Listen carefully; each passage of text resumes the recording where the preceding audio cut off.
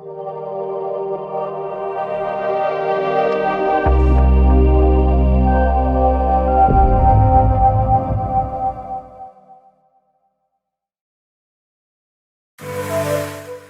death of Bruce Lee, conspiracy or murdered. Hello to all my amazing followers. I welcome you all to Ito's Top 10 with another video. In this video, we will be talking about the death of Bruce Lee and whether it was a conspiracy or he was actually murdered. I'm going to tell the truth about the death, conspiracy, or murder of Bruce Lee and who all benefited from his murder. You all must have come across the name Bruce Lee on the social media or the news channels. If not, then you should stay tuned as we will be discussing about his life and how he died. Li Jun Fan is also known as Bruce Lee. He was born in San Francisco, California, USA at November 27, 1940. Lee is a Hong Kong American, a martial artist, actor, director, martial arts instructor, and speculator. He was the founder of Jeet Kune Do. Lee is considered by analysts, evaluators, media, and other martial artists to be the most influential martial artist of all time, who bridged the gap between East and West. Lee is credited with helping to change the way Asians were presented in American films. Lee, the son of Cantonese opera star Li Hoi Chuen, was born in the Chinatown area of San Francisco on November 27, 1940. His parents were from Hong Kong, and he was raised with his family in Kowloon, Hong Kong. He was introduced to the film industry by his father and appeared in several films as a child actor. His early martial arts experience included Wing Chun, street fighting, and boxing. Winning the Hong Kong School's boxing tournament, he also learned cha-cha dancing. Lee moved to the United States at the age of 18 to receive his higher education at the University of Washington in Seattle. It was during this time that he began teaching martial arts, later drawing significant attention at the 1964 Long Beach International Karate Championships.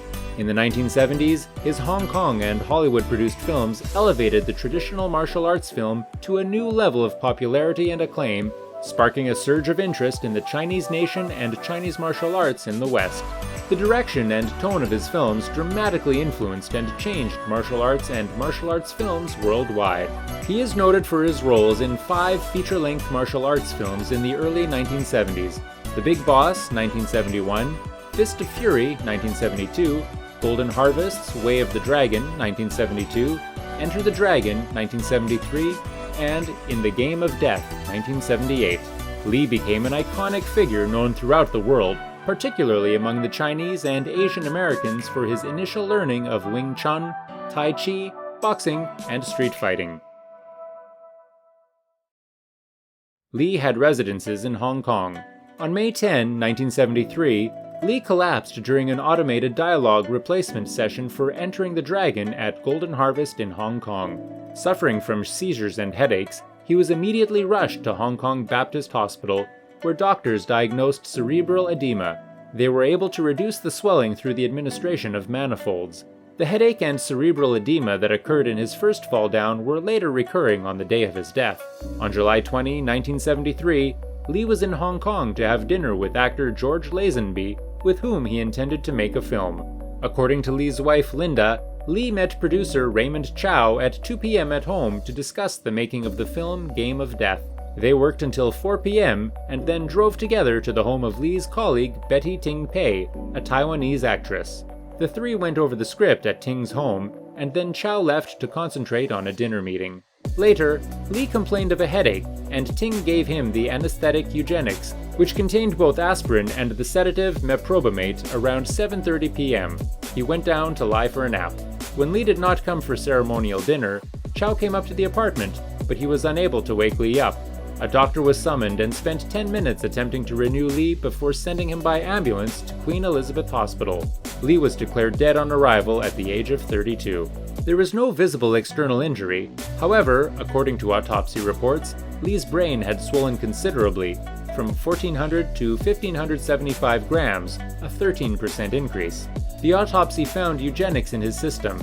On October 15, 2005, Chow stated in an interview that Lee died from an allergic reaction to the tranquilizer meprobamate, the main ingredient in Equagesic, which Chow described as an ingredient commonly used in painkillers.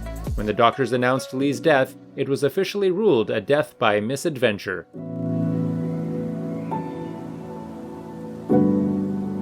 Li's wife Linda returned to her hometown of Seattle and had Li's body buried in Lakeview Cemetery in Seattle. Pallbearers at Li's funeral on July 25, 1973 included Taki Kimura, Steve McQueen, James Coburn, Dan Inosanto, Peter Chin, and Li's brother Robert.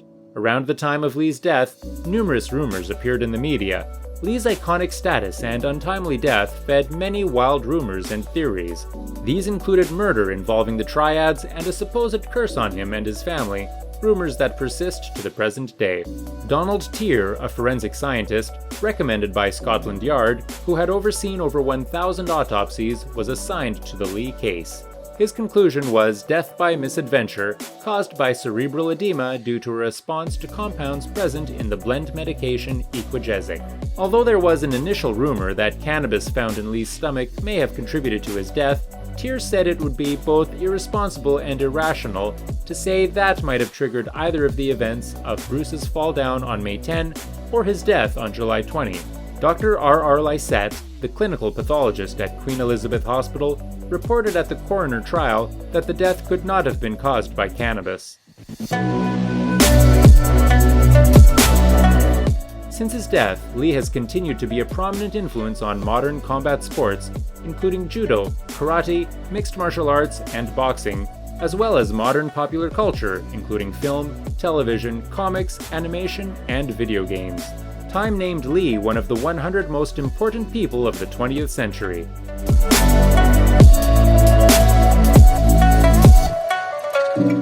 At the 1975 San Diego Comic-Con convention, Li's friend Chuck Norris credited his death to a response to the grouping of the muscle relaxant medication he had been taking since 1968 for a ruptured disc in his back and an antibiotic he was given for his headache on the night of his death. In a 2017 episode of the Reels TV series Autopsy: The Last Hours of, forensic pathologist Dr. Michael Hunter theorized that Li died of adrenal disaster brought on by the due to an excessive cortisone, which Li had been taking since injuring his back in a 1970 weightlifting misfortune. Hunter believes that Li's remarkably strong drive and ambition played an essential role in the martial artist's eventual termination. In a 2018 biography, author Matthew Pauly consulted with medical experts and theorized that Li died from cerebral edema caused by overexertion and heat stroke. And heat stroke was not measured at the time because it was then an inadequately unstated condition. Furthermore, Li had his underarm sweat glands removed in late 1972, in the apparent belief that underarm sweat was unphotogenic in the film. Pauly further theorized that this caused Li's body to overheat while practicing in hot temperatures on May 10 and July 20, 1973, consequential in heat stroke that in resolve exacerbated the cerebral edema that led to his death.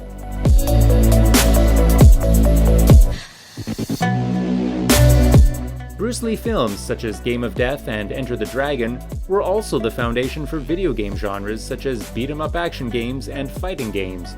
The first beat-em-up game, Kung Fu Master in 1984, was based on Li's Game of Death. The Street Fighter video franchise, 1987 debut, was inspired by Entering the Dragon, with the gameplay centered around an international fighting tournament, and each character has a unique combination of ethnicity, nationality, and fighting style. Street Fighter went on to set the template for all fighting games that followed. In April 2014, Li has named a feature character in the combat sports video game EA Sports UFC and is playable in multiple weight classes.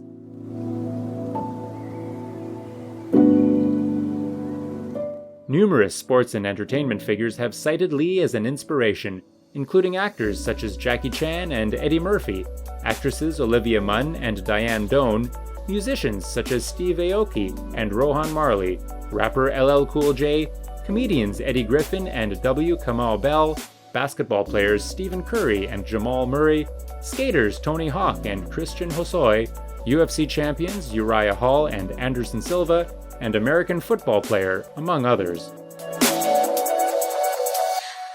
Though Bruce Lee did not appear in commercials during his lifetime, Nokia launched an internet-based campaign in 2008 with staged, documentary-looking footage of Bruce Lee playing ping pong with his nunchaku and also igniting matches as they are thrown towards him. The videos went viral on YouTube, creating confusion as some people believed them to be authentic footage. Now you tell me, what do you think about his death? Is it really a natural death or murder? And how do you feel about it? Please do like, share, and comment for more videos, and press the subscribe button and bell icon. We will meet soon with another video. Until now, stay tuned.